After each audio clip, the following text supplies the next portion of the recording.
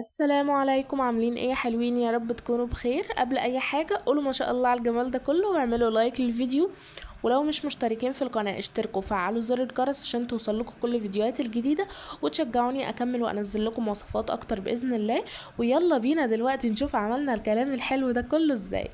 مبدئيا كده طريقة الخلطة الجميلة دي نازلة في الفيديو اللي فات، لازم تروحوا تشوفوها، بجد هتدمنوها وبطريقتي كل مرة هتعملوها.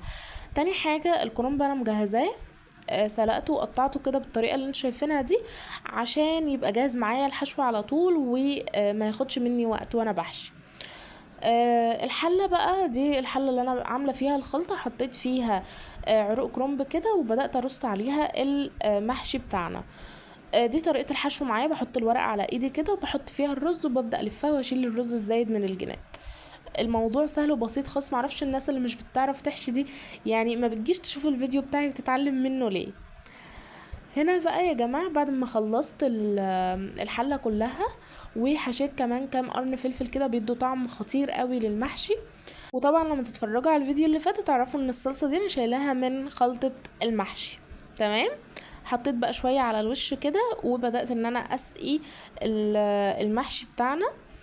حطيت من شوربة الفراخ اللي انا كنت عاملاها جنب المحشي، بنحط شوية ونرج الحلة كده عشان الشوربة كلها تنزل لحد تحت خالص عشان المحشي كله يستوي.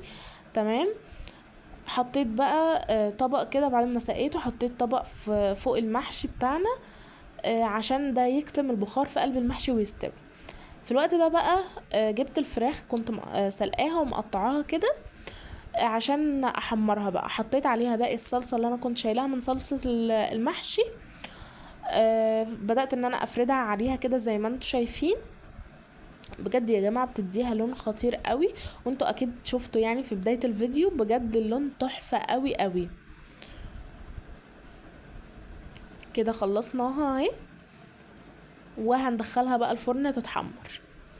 هنا بقى المحشي اللهم بارك بعد ما استوى تحفة قوي قوي.